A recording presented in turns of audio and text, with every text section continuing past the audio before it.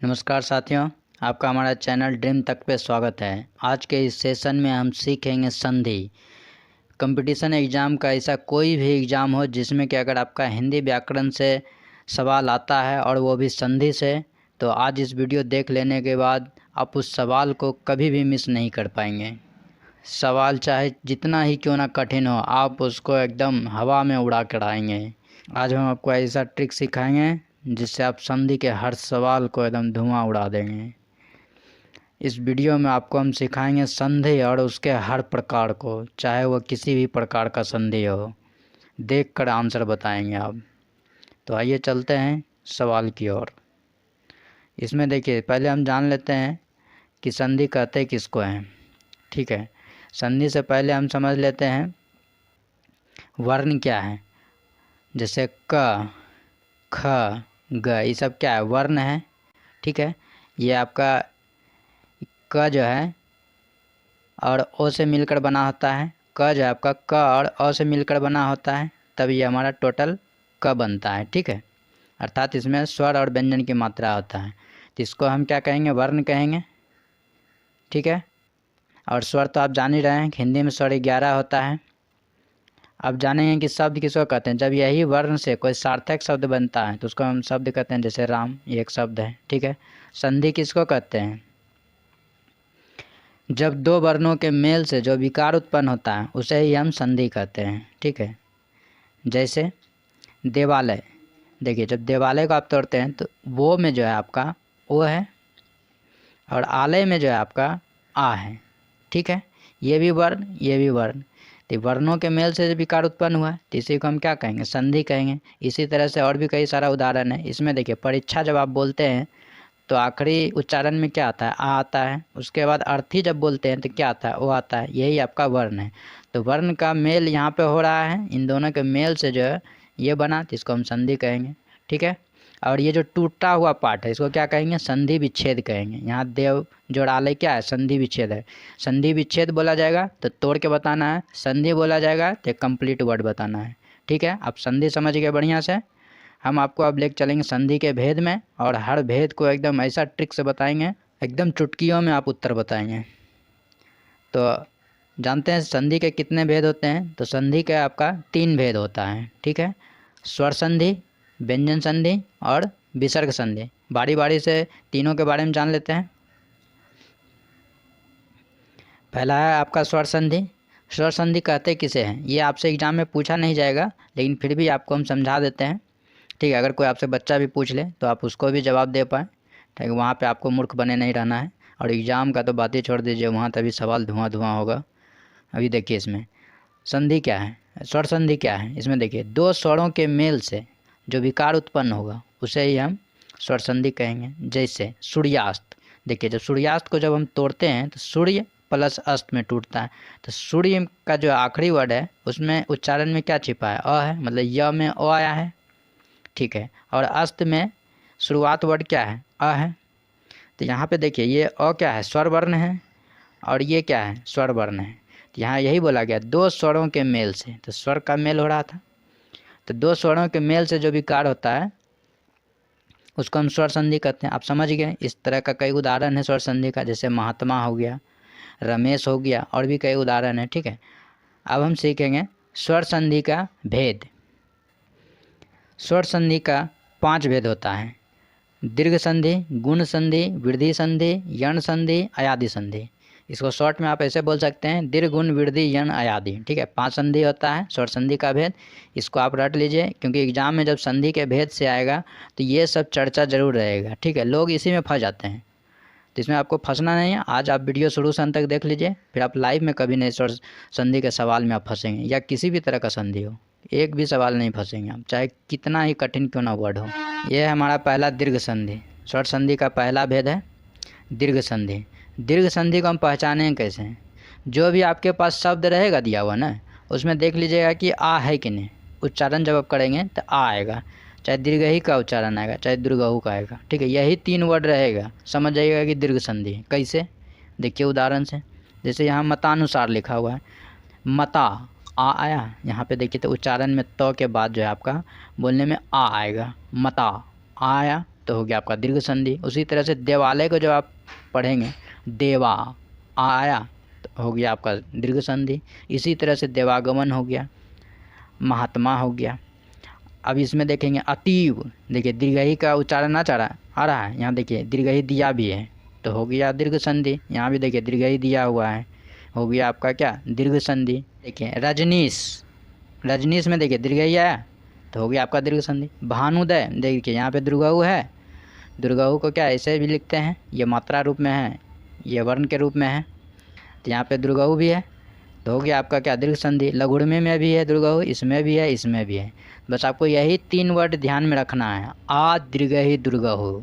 इसको आप याद रखेंगे कैसे, देखिए दीर्घ, दीर्घ माने बड़ा, मतलब स्ट्रॉन्ग फॉर्म, बोलने में भी जो है ज़्यादा टाइम लगेगा।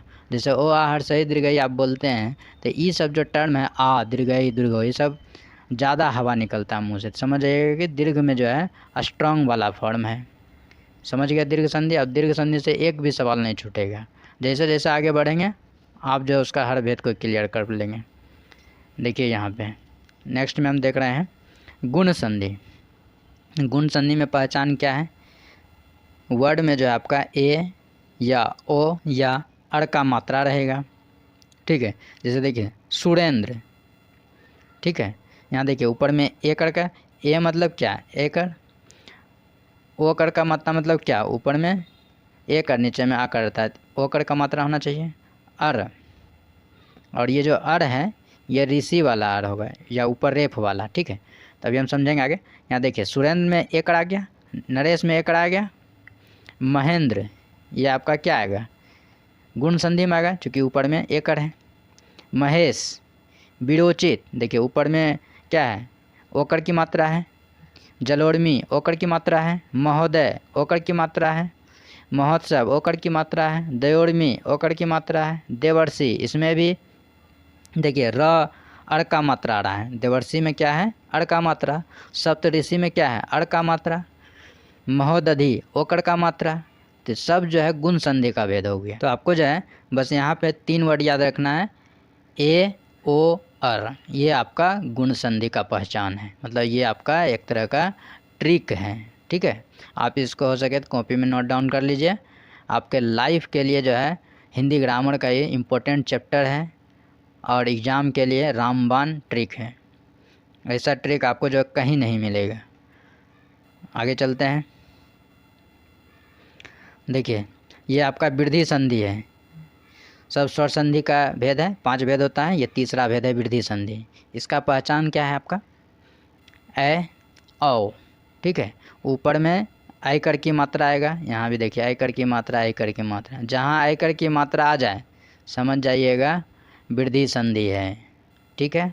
यहाँ देखिए औकर की मात्रा है, यहाँ भी औकर की मात्रा है, ठीक है। नेक्स्ट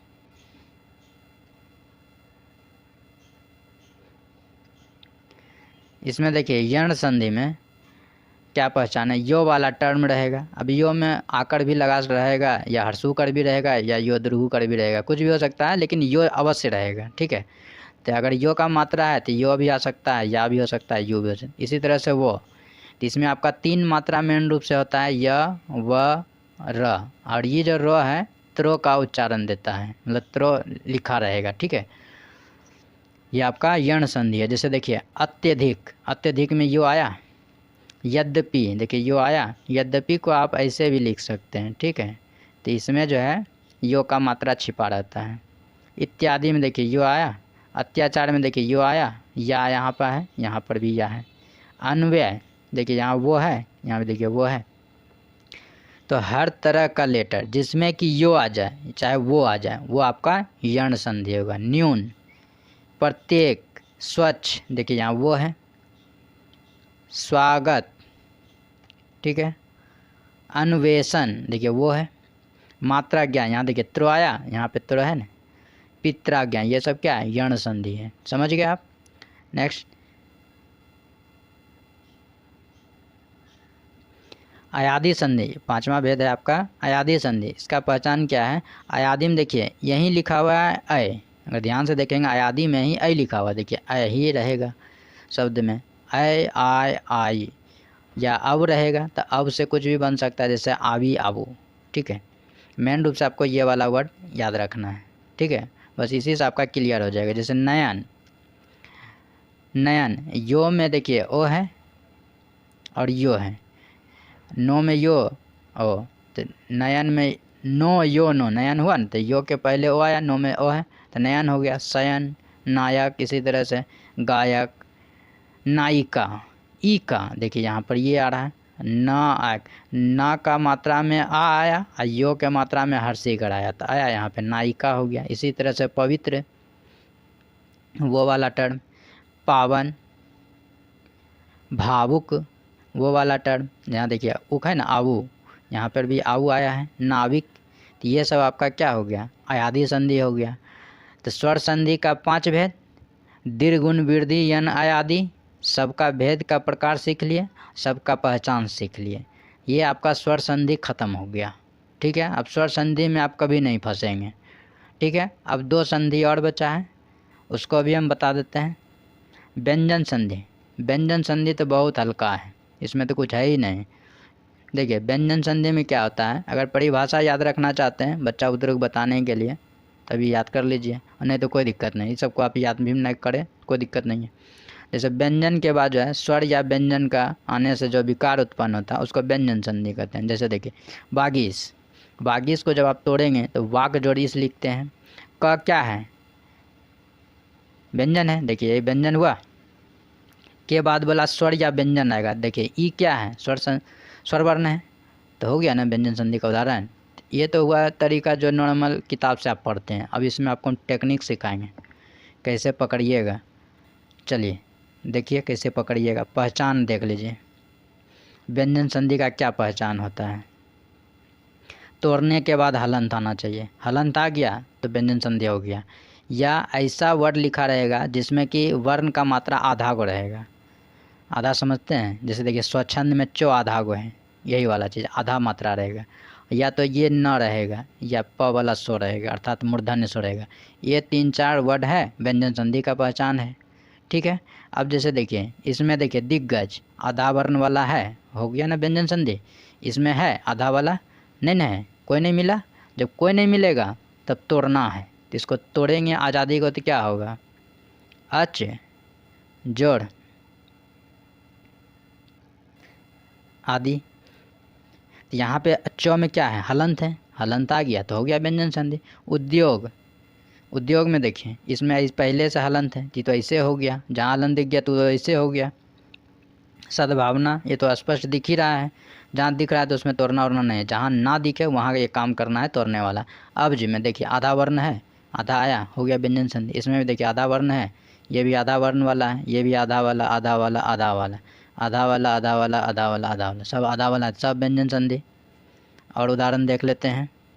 यहाँ देखिए हलंत वाला, अब देखिए यहाँ नो है ना, टोठो वाला नो है, यहाँ देखिए नो था, यहाँ है ना, तो रावण वाला जो नो होता है वो वाला नो आएगा तो आप बोल दीजिएगा व्यंजन संधि होगा। यहाँ देखिए रामायण, रावण भी क्या होगा, रावण तो ऐसे लिखते हैं, तो ये भी नो है तो नो हो गया वाला का व्यंजन संधि हो गया।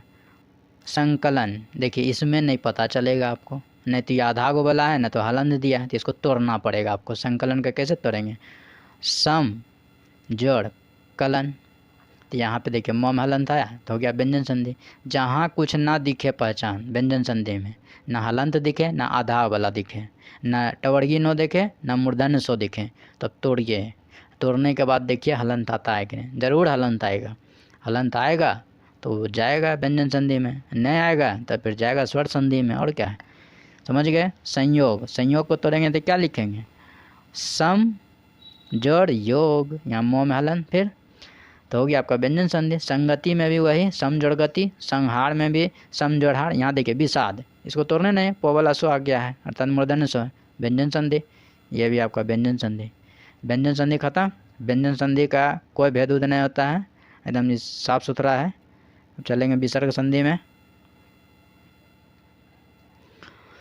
दोस्तों यदि आप हमसे जुड़ते हैं तो आपको एकदम बढ़िया बढ़िया का क्वेश्चन भी मिलेगा और बढ़िया बढ़िया टॉपिक पर भी क्वेश्चन मिलेगा, जिससे कि आप शॉर्ट मेथड से जान पाएंगे और हर कंपटीशन के लिए आपका टॉपिक काम करेगा। ठीक है, तो अभी वर्तमान में इस चैनल पर बिहार सिविल कोर्ट का सेट प्रैक्टिस एनालाइज किया गया है। आप चाहें तो डिस्क्रिप्शन बॉक्स में जाएंगे तो वहाँ हम आपको लिंक दे देंगे, वहाँ से आप पूरा सेट का प्रैक्टिस कर सकते हैं। ठीक है, एग्ज़ाम 10-15 दिन में होने वाला है, इसका संभावित डेट है। तो आप ज़रूर चैनल पर डाले गए वीडियो को पढ़िए, ताकि आपका एग्ज़ाम रिलेटेड जो भी कन्फ्यूजन हो सारा तैयारी होते रहे और कोई भी कन्फ्यूजन ना रहे। नहीं तो फिर बाद में क्या होगा, एग्ज़ाम का जब नोटिफिकेशन आ जाएगा या एडमिट कार्ड जारी हो जाएगा तो आप हड़बड़ा जाएंगे, उस समय आप प्रिपेयर नहीं हो पाएंगे। और अभी से प्रिपेयर रहेंगे तो उस समय आप रिवीजन करेंगे, उससे क्या होगा, आपका रफ्तार भी बनी रहेगी और कॉन्फिडेंस भी रहेगा। जहाँ रफ्तार हो, जहाँ कॉन्फिडेंस हो, वहाँ जीत पक्की होती है। ठीक है, चलते हैं विसर्ग संधि में। देखिए, विसर्ग संधि समझिए। विसर्ग संधि कुछ नहीं है, हलवा है, हलवा। विसर्ग के बाद स्वर या व्यंजन आने पर विसर्ग में जो विकार उत्पन्न होता है उसे विसर्ग संधि कहते हैं। आप चाहे तो इसको याद कर लीजिए बच्चा बुतरू को पढ़ाने के लिए या बताने के लिए, नहीं तो बस आपको ट्रिक बता देते हैं, एग्ज़ाम में आप आराम से नंबर ले लीजिएगा। ठीक है, वैसे आप इस चीज़ को समझना चाहते हैं तो आपको हम समझा देते हैं एक उदाहरण से। देखिए, यहाँ पे जो उदाहरण है निराहार, यहाँ पे जो है र नहीं होगा, निह जोड़ आहार होगा। इसको काट देते हैं, निह जोड़ आहार, ये बाय मिस्टेक है टाइपिंग। ठीक है, निह जोड़ आहार, निराहार का संधि विच्छेद क्या होगा, निह जोड़ आहार। देखिए यहाँ क्या बोला, विसर्ग के बाद, ये जो विसर्ग है, विसर्ग के बाद स्वर या व्यंजन आएगा। देखिए आ क्या है, स्वर है, कभी कभी व्यंजन आता है। जैसे दूसरा उदाहरण में देखिएगा योग, व्यंजन आया है तो इससे जो विकार उत्पन्न हुआ उसी को क्या बोलेंगे, विसर्ग संधि बोलेंगे। ठीक है, देखिए इसका पहचान क्या है, विसर्ग संधि में खुद बता देता है कि विसर्ग खोज लो, विसर्ग खोज लोगे तो हम विसर्ग संधि बन जाएंगे। कुछ उदाहरण देख लेते हैं, जैसे देखिए निराहार में ही देख लीजिए विसर्ग आया, मनोयोग में देख लीजिए विसर्ग आया। फिर आगे देखते हैं उदाहरण। देखिए यहाँ सिर्फ उदाहरण है, यहाँ है ना विसर्ग संधि का पहचान, तोड़ने के बाद विसर्ग आएगा। मनोकूल, देखिए मन जोड़ कूल, विसर्ग आया, विसर्ग आया, विसर्ग आया। जहाँ विसर्ग आया समझ आए कि विसर्ग संधि है। और उदाहरण देख लेते हैं। देखिए दुर्बल, दुर्बल को तोड़ते हैं तो क्या होता है, दु जोड़ बल। ठीक है, इसको लेकिन हाँ तोड़ना पड़ेगा व्यंजन संधि में, सॉरी विसर्ग संधि में।